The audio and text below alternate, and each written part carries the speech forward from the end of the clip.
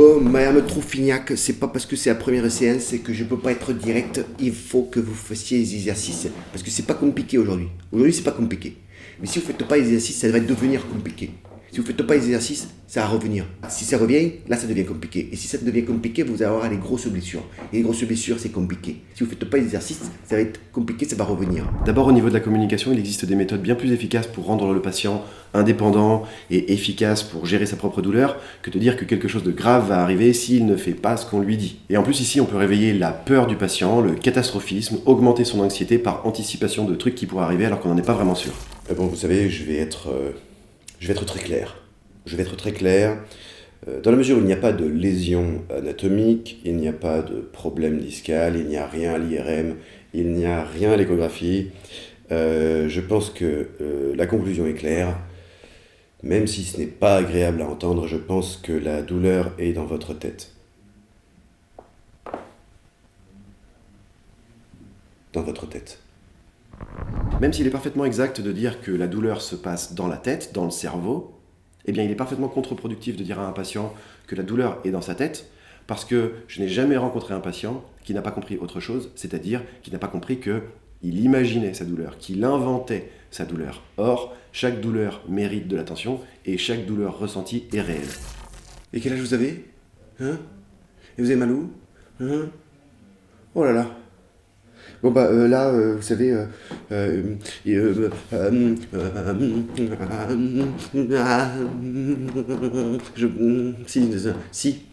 je pense qu'il faut absolument passer une IRM cérébrale. Si. Et là, il faut passer une IRM cérébrale. Parce qu'on sait jamais. Les tumeurs, les accidents ischémiques transitoires, les AVC, qu'elles soient bénignes ou malignes, les tumeurs, on sait jamais. Si vous avez un problème artériel, si vous avez un problème de retour veineux, si vous avez un problème de... Premièrement, le kinésithérapeute ne prescrit pas d'imagerie. Deuxièmement, toute démarche d'imagerie doit permettre d'améliorer le traitement ou d'améliorer le diagnostic. Troisièmement, pour toute suspicion de nécessité d'un examen d'imagerie, le kinésithérapeute est censé se référer au médecin, qui lui connaît les recommandations de bonne pratique pour la prescription d'imagerie. L'inquiétude ou les doutes du kinésithérapeute doivent être exprimés dans l'intérêt du patient. Oui, je vous mets là, et puis si la lampe chauffe trop, vous baissez, et si la lampe chauffe pas assez, vous montez, et puis moi, je reviens dans une demi-heure. Vous avez des questions? Dommage. J'ai dit que je revenais dans une demi-heure. Trop tard. Tout kinésithérapeute dont les consultations consistent à mettre un patient sur une machine ou mettre un patient collé à des électrodes et rien d'autre passe à côté d'une grande partie de l'essentiel de son métier qui consiste à avoir une relation thérapeutique de confiance et à rendre le patient indépendant. Dépression, mais non. Mais en plus, les antidépresseurs... parce que vous allez devenir complètement dépendant, c'est pas la meilleure des idées. Hein. Si j'ai 3 ou 4 patients, ou peut-être même 7, qui sont devenus complètement dépendants aux antidépresseurs. Et alors là, aujourd'hui, ils sont au fond du gouffre, il n'y a plus rien qui fonctionne. De manière chronique, à vie. Ah non. C'est une très mauvaise idée. Alors le diagnostic de dépression, mais alors, les antidépresseurs, mais oh là, mais quel enfer. Non, vraiment, je vous déconseille ça. Hein. Premièrement, le kinésithérapeute n'est pas habilité, n'est pas autorisé à poser un diagnostic, quel qu'il soit. Deuxièmement, les antidépresseurs, quels qu'ils soient, que ce soit les inhibiteurs de recapture de la sérotonine, les antidépresseurs tricycliques, peu importe, les antidépresseurs ne sont pas source de dépendance ou d'accoutumance. Et troisièmement, il n'y a que le médecin qui est formé et habilité à parler de variation d'un traitement médicamenteux. Non, c'est rien du tout votre histoire, c'est juste une petite douleur de dos, une lombalgie non spécifique, commune. Non, c'est juste une toute petite douleur. Mais non, mais vous avez peut-être très mal, mais c'est rien du tout, Non, ce matin, j'ai eu un patient avec une névralgie cervico-bronchiale, lui, il avait mal. Et le patient d'après avait des douleurs neuropathiques suite à un accident vasculaire cérébral. Ça fait mal. Alors votre petite douleur de dos, essayez de pas dramatiser, hein. Vous n'avez pas dramatisé une douleur de dos, hein. Quand même, c'est quand même pas grand-chose, on voit des choses bien pires, hein. Chaque souffrance est bien réel. Les souffrances ne sont pas comparables. Chaque personne doit être considérée là où elle en est, avec sa sensibilité, avec ses besoins, avec ses envies, avec ses peurs, avec son anxiété, quel que soit le niveau hiérarchique que le kiné s'imagine être grave ou pas grave. L'attention, le respect et la considération du patient sont censés être les mêmes pour chaque patient. Ah, j'ai une idée, Clément. Vous savez ce qu'on va faire? Vous avez une ordonnance de kiné? Non. Vous appelez votre médecin, vous lui demandez une ordonnance de kiné. Non mais vous payez pas. Vous demandez une ordonnance de kiné. Ça coûte combien une séance de kiné? 16,13 €. 5 fois 16,13, attendez. 5 fois 16,13, 200. Voilà. Plus racine de x sur oméga 25. Voilà, j'arrondis en dessous, 150. Si, 16, Commencez pas, je suis en train d'essayer de vous arranger, d'accord? Donc, 150. Bon. Je coche 5 séances de kiné. Ni vu ni connu, je t'embrouille.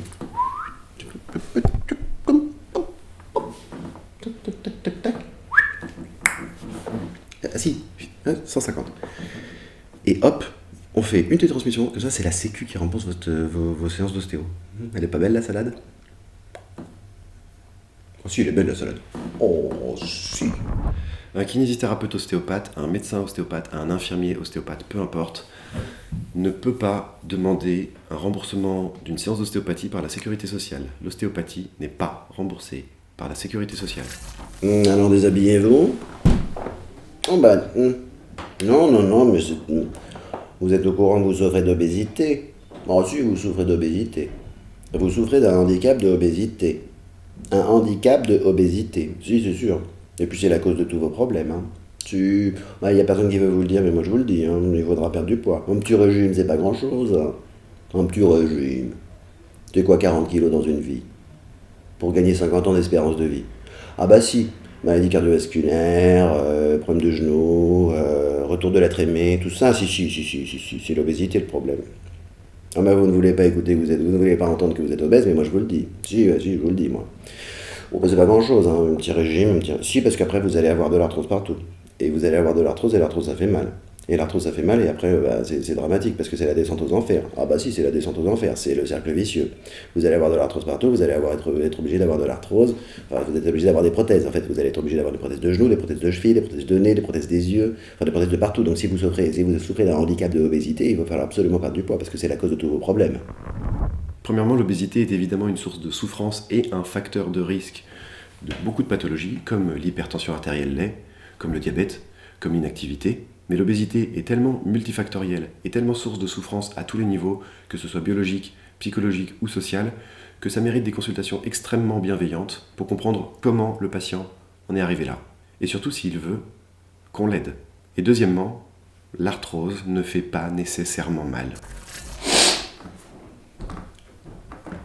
Ok, alors, pour optimiser nos séances de kinésithérapie, je pense qu'il est vraiment préférable que vous veniez 3 à 4 fois par semaine. Exclusivement. Ah non, vous êtes tombé au bon endroit. Au bon endroit parce que je suis le seul à détenir ce matériel d'une technologie extraordinaire. Si, absolument. Donc 3 fois par semaine parce que je suis le seul à... Et puis mon emploi du temps est quand même assez plein, mais... Oui, il y a quand même quelques trous, mais je vous invite, je ne vous impose pas parce que j'ai fait de la PNL. Alors je vous dis, je vous invite, je vous suggère de venir 3 fois par semaine. C'est ce qu'il y a de mieux pour vous, hein, parce que je suis le seul à détenir ce genre de matériel de haute technologie. Et ce n'est pas parce que je ne sais pas pourquoi vous venez que je ne peux pas sentir les choses et que je ne peux pas sentir la fréquence dont vous avez besoin. Il est extrêmement difficile de déterminer une fréquence des séances de kinésithérapie et il y a quelque chose que je dis absolument à tous mes patients, c'est que même si on se voyait tous les jours, eh bien vous auriez 23h30 de votre vie par jour à vivre seul. Donc on va plutôt se concentrer sur comment faire pour que ces 23h30 se passent bien, plutôt que d'imaginer qu'il est nécessaire de se voir 2, 3, 4 fois par semaine, quel que soit l'intitulé de l'ordonnance. Un bilan kinésithérapeutique est nécessaire pour déterminer ce qui est le plus adapté pour le patient. Bon, comme vous pouvez le voir, j'ai quand même un peu de mal à rentrer dans mon siège.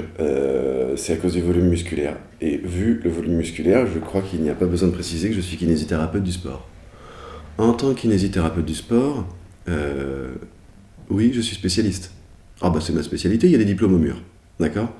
Donc, je ne les ai pas inventés, il y a des diplômes au mur. Donc, voilà, donc, je suis spécialiste. Je suis kinésithérapeute du sport et en tant que tel, en tant que kinésithérapeute du sport, de la prévention, du sportif de très haut niveau, de haut niveau, de moyen niveau et de pas de niveau, eh bien je pense qu'il est vraiment nécessaire qu'on fasse quelque chose de très constructif en mettant tout à plat dès le début.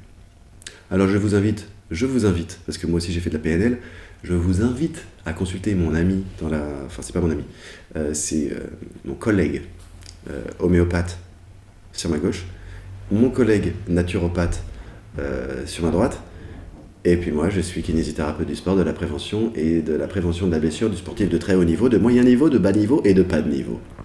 En kinésithérapie, il n'existe pas de spécialité. Il existe des préférences personnelles, il existe des formations post-graduées, il existe des appétences particulières, des compétences particulières, mais il n'existe pas de spécialité. Un kiné du sport n'est pas meilleur qu'un kiné, entre guillemets, classique. S'auto-proclamer spécialiste, à mes yeux, relève un petit peu de la publicité et de l'autopromotion. Prenez bien soin de vous.